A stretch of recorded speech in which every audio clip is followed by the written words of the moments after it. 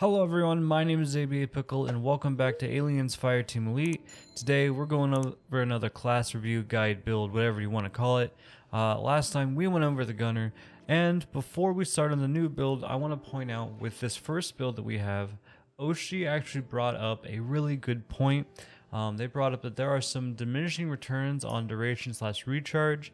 In my personal testing, the recharge rate is not a recharge speed. It doesn't like reduce it a flat amount. It's a recharge rate. So it's just a little bit of different math that the game does not tell you. So for this overclock, for the duration, it seems like it doesn't have super bad diminishing returns, but about 50 to 60%, somewhere in there, the diminishing returns kind of kicks in. But I think the 73% 33 split is still as most optimal as I can personally get for overclock. So just wanted to point that out there. Definitely do your own testing with certain durations and recharge speeds depending on what you find. But that is personally what I found.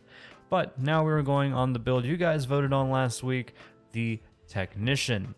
So this one's a little bit weird. I haven't messed around with too many of the pistols, but the ones I have used I do love. So first, let us get into the Technician perks.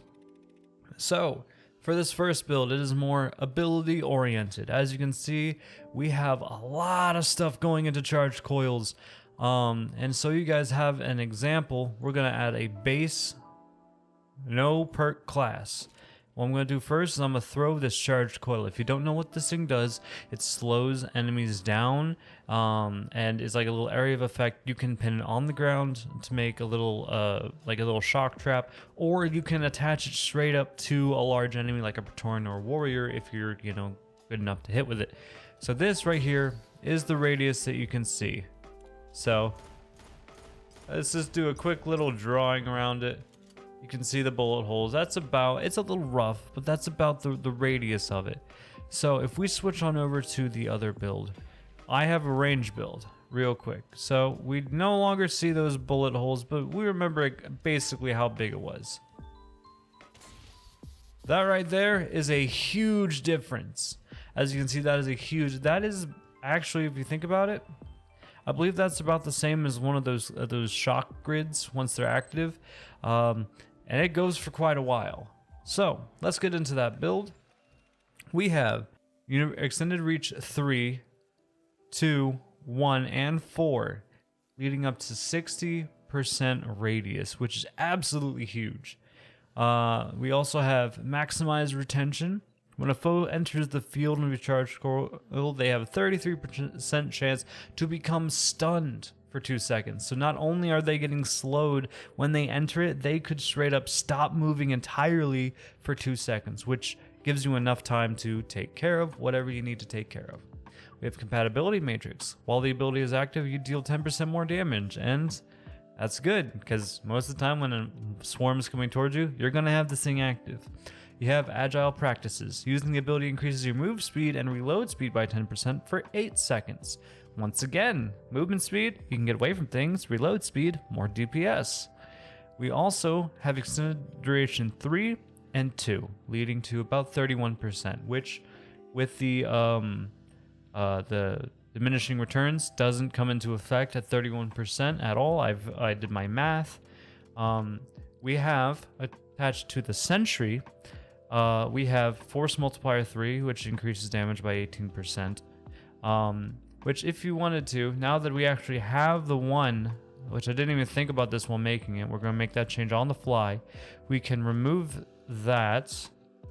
We're going to take force multiplier 2, which is 13%. And then we will take force multiplier 1, which is 7% right there. So that's 20% damage. So same amount of space, just a little bit more damage. I gotta keep in mind that. And then we have the particle lance. If you haven't tested this out, it fires a penetrating beam that damages all enemies. It is a particle lance from a lancer. Now, I will say struck enemies are briefly slowed and take damage over time, which this does massive damage. It is a slower fire rate. I will say this is really good against the pathogen and really good against xenomorphs. But if you're going up against good old synthetics, you're going to want to equip the heavy turret in its place. It does a whole lot better against the synthetics and can take out the bigger units a whole lot better, especially because synths are less in big numbers and more in more effective small groups. So for weapons, for the pistol, like I said, I don't have a lot of these leveled up. I haven't messed around with them a lot. I've heard the rapid responder's pretty good. I've heard good things about the Misha here. I really do like it, but I haven't given it enough time to make a good recommendation. So what I recommend right now, my number one pistol that I use, I love the combat pistol. It's my personal favorite, but at the end of the day, use whatever pistol you want. I personally really like this thing. I have the slide compensator for stability because this thing kicks pretty decently, and the weak point damage is always nice. I have the quick loader for reload speed and max ammo, and also whenever you get a kill, it refills 10% of the magazine. Against xenomorphs, that's really, really good. That refills. If we look at the magazine, where's the magazine? Well, I guess I could just go out here. The magazine is 18, which means it gives you about 1.8 bullets, rounded up to 2. It gives you two bullets back, and that's enough to kill a synth if you hit both in the head while you were in that damage fall-off range. As long as you're in that middle section before it falls off at about 40-50 meters, that is absolutely massive. So you barely ever have to reload as long as you're hitting every single one of your shots. So I really prefer this thing. I also use the reflex sight for effective range to increase that, so you can get that headshot distance a little farther, and then ADS movement speed, because who doesn't love a little bit of movement? You also get 6% handling on hit for 3 seconds, or stacks 5 times. I don't really pay attention to that though. For the close quarters weapon slot for this build, we're going to go with this scatter gun, just because I'm tired of saying pump shotgun or the PPZ-49. The scatter gun was added in a recent update. I believe it was in Season 4. I might be wrong, correct me if I am. But this thing is an absolute beast. It is a burst shotgun, which just results in a whole lot of damage output real fast. And the build I have going for it is flash hider for the 30% effective range, which is a must-have on a shotgun. It increases that damage fall off by 30%. It makes it so your bullets just travel a little bit farther and you don't fire, water beads at them after 10 feet. We have the drum magazine, which increases max magazine capacity and max ammo and gives you 25% reload speed when the magazine is emptied. So as long as you're not constantly reloading, like I tend to do. But let's not talk about that. You are getting that 25% reload speed, which is nice. Also, the flash hider gives you fire rate on hit, which more DPS. And then you use the hybrid sights for accuracy to keep those pellets closer, clumped, and the weak point damage, just so when you do hit the head, you get that extra little bit of a kick. Overall, Technician is a must-have on almost every single one of these squads. You got your good old turret you can set up. You can then attach one of your good old little disruption coils on the back of it, making it itself its own little shock area. Highly recommend, if you can, try to get it on the top, because as you can see, that zone is a little funky, but anyway, regardless, this thing is the greatest support in the game in my mind. It definitely will keep things at bay and give your team the time it needs to react. For the second build, we are using the Kramer Magnum, the PPZ 49 volt, because it's too good not to include it. But for the perks, this is more of a weapon-based perk, and also, once again, this is a build that's not the most optimized. I definitely think this could get a whole lot better. Critique this one in the comments below, see what I can improve. I'm always looking for improvements. So we have Enhanced Reach 3, Extended Duration 3, and Agile Practices once again on the Charged Coil. We have Dog Handgun to increase the range and weak point damage of handguns, which with the Kramer would result in one-shotting to the head most xenomorphs, and then also making that effective range of that beefy hand cannon just do that extra weak point damage. Leads to a lot more one-shots for basic enemies.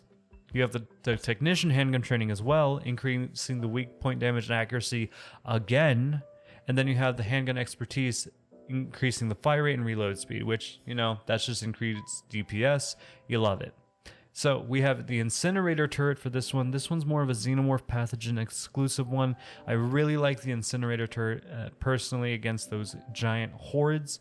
We're also looking at the dynamic delivery system, which now fires 10% faster and deals 25% damage to armor, which is great for warriors because those pesky warriors have a lot of armor. Same with the crushers and the praetorians. And then also we have creative pain point solutions. You and your turret deal 15% more damage to slowed enemies, which if you're using your coils as often as you can, will be quite often. We have compatibility matrix. When this ability is active, you deal 10% more damage. It is the sentry turret. If it is up and you're near it, it heals. As long as you're sticking by your turret and enemies are slowed, you are getting an added 25% damage, which is great. And then also your turret is now firing 10% faster, dealing 25% more damage to armor. So you are doing 50% more damage to armor when the enemy is slowed for your turret. And then on top of that, you have an extra 10% fire rate, which is going to chew through armor just like it's nothing. So those warriors, bone crushers, praetorians, their armor is gone. And then you have scalable machine learning, which is when your turret kills an enemy, gain 10% reload speed and stability. This effect gains up to 5 times, or stacks up to 5 times. So you can have up to 50% reload speed and stability, which is real helpful for the Magnum because this thing absolutely kicks like a Bronco. Well, not exactly but it does. It's enough to throw off your aim a little bit, and with that 50% stability, it will really keep your aim in line. So for the build, we have, once again, slide compensator, quick loader, and then I have laser sight on because last time I was using it, I was playing with someone who was playing recon. So if you're not using recon, then I highly recommend either using the green dot sight here, or you can use the rangefinder. The rangefinder is really nice, but I don't like that it replaces the aim down sights with the scope. But it's a really good sight. All those stats is really nice for handling, effective range, zoom magnification. It's great. It really is. But my preference goes to the green dot sight or laser sight if you're playing with someone who is using the recon, who has the ability when an enemy is marked, you and your team deal 10% more damage. That's just added damage you're giving your team and really helpful overall. So the PPZ 9-volt always has the same build, slide compensator, 40% weak stability and weak point damage plus 20%.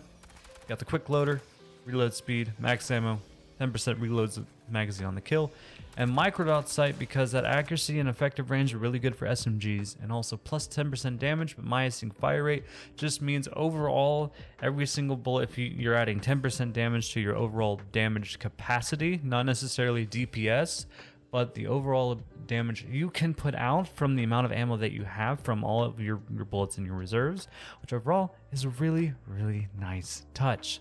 This thing also is an absolute beast of a weapon. If you haven't ever tried it, you can go and buy it. It's awesome. It's great. Highly recommend. But those right there are my technician builds that I am using.